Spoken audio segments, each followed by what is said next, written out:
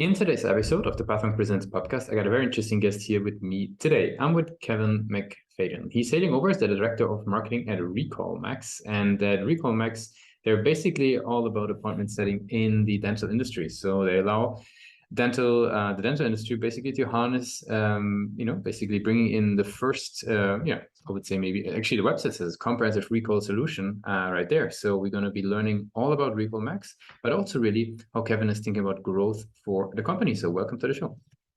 Thank you for having me. Of course, yeah. So give us maybe like a quick insight, like what is RecallMax all about in your sort of own words? Yeah, so you kind of alluded to it. We are in the dental industry, and we are all around patient engagement and patient communication. So that's anywhere from your appointment reminders that you get through an email or a text message to two-way texting, communicating with your patients. But then also what we call recall, which is bringing your patients back into the practice after they've been there. So if they come in for a hygiene appointment or whatever it may be, if there's additional treatment that needs to happen, we help with getting that back. And so we'll do all that. We'll automate it all for you. But then at the same time, we help dental practices and office staff see where there are opportunities in their charts that maybe they aren't currently going after, or some revenue dollars are that maybe they've lost some patients out the back door.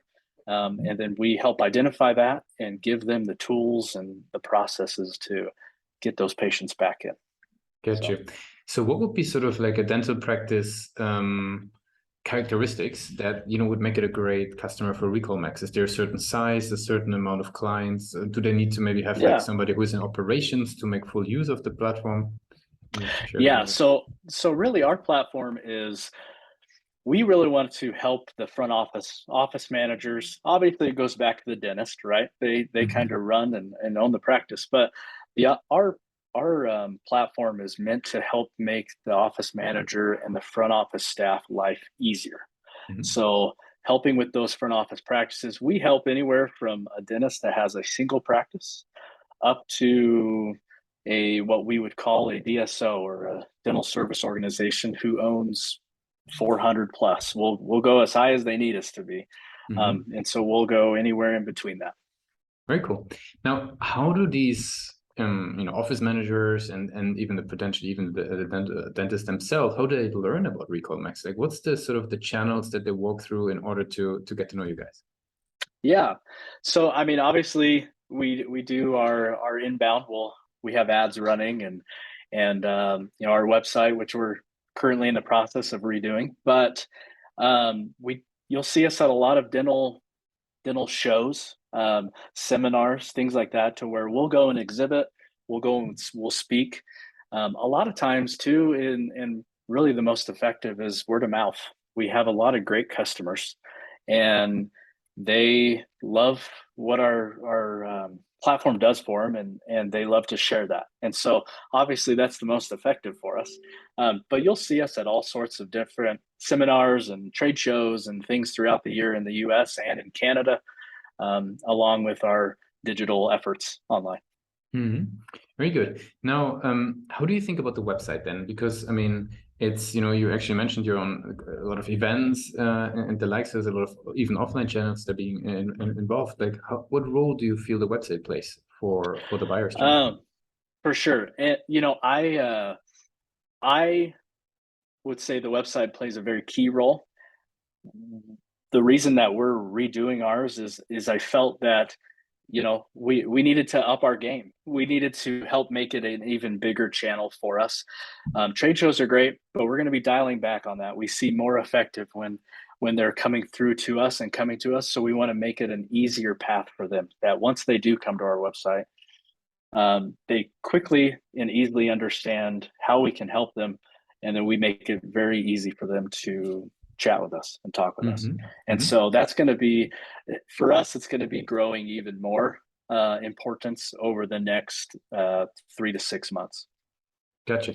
And it's quite interesting. You mentioned that you're sort of looking into, updating the page, like what do you feel like is currently sort of maybe, let's say, a major strength of the website versus where do you see room for improvement? Because we got a lot of marketers on the show.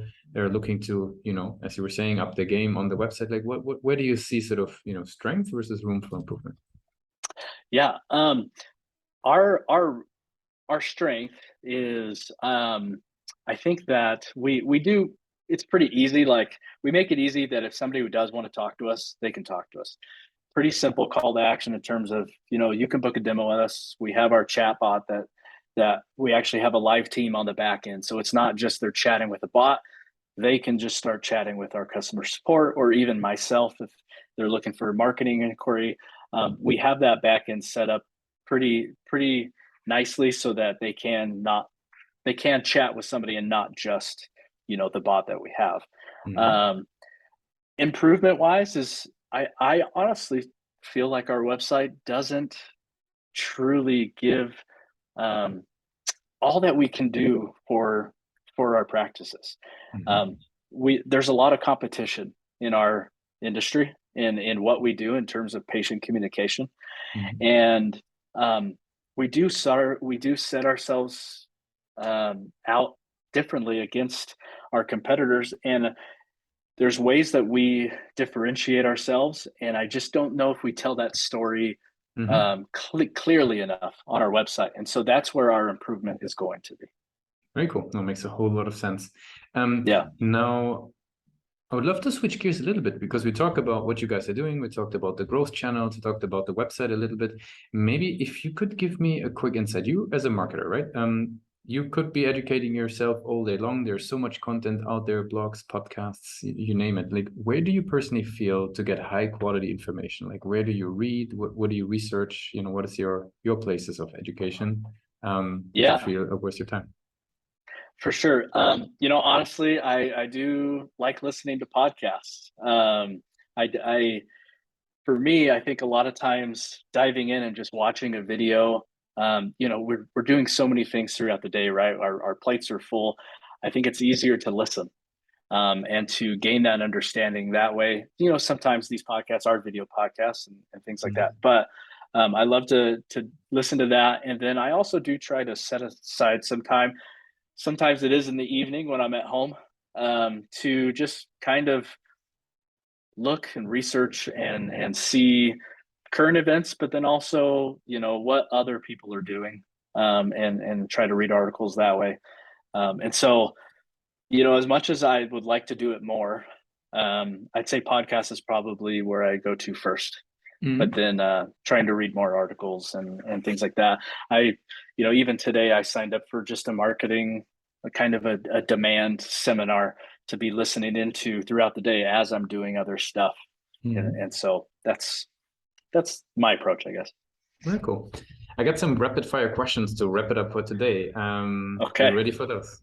sure, yeah. What is the last book that you read? Oh, it was actually having nothing to do with marketing or anything like that. It was actually called Into Thin Air, Hmm. um, regarding that climber's journey. I love rock climbing and mountain climbing, and I love Everest, and I watch all sorts of different documentaries on it. And so that is probably the last one that I read from cover to cover. Very cool. So yeah. What's one single thing that your company is focused on the most at the moment? Growth. Um, I know you and I talked a little bit before this, but we originated in Canada, and last year in April, we decided to expand into the US. We saw a great market opportunity there, and a lot of competition. And so our strategy for the next couple years, really in the US, is growth here and gaining that market share. We're in 1 in 4 practices in Canada, and we've been there for 12 years, and we're very well recognized. And so we're looking to gain that same recognition down here. If there would be no boundaries in tech, what's the one thing that you would fix for your role as a marketer? Oh man, that's a great question. Um, I think we can always go back to attribution and some of these tools that we have that sometimes maybe give a false sense of attribution in terms of what's really important versus where are the really good leads coming from, and focusing on those right attributes in a lead. So rather than, more, not as much focused on maybe an MQL, but further down the road, and how can we better tie that to the marketing team and our effect on revenue. And so I think that, yeah, that's probably where it would be for me. Very cool. Very last question, right? If we're doing a little bit of time travel and we go back to Brigham Young University, right? Yeah. So you're heading out of formal education into the world of business. What's the one advice you would give yourself for your journey? Don't be afraid to jump in with both feet. I had no experience in marketing or advertising, and I took a role that I felt like I was not qualified for in an small advertising agency in Utah, and it ended up helping me grow my skills very quickly. And I'm very glad that I did it. And I went right from an advertising agency into a digital marketing agency, and yeah, don't be afraid to put yourself out there and to learn and to learn from other people. It's one of the best things I did for my career, and continue to learn every day, and hopefully I can do the same for somebody else. Thanks a lot for being a guest on Sparkle Presents, Kevin. Yeah, thanks for having me.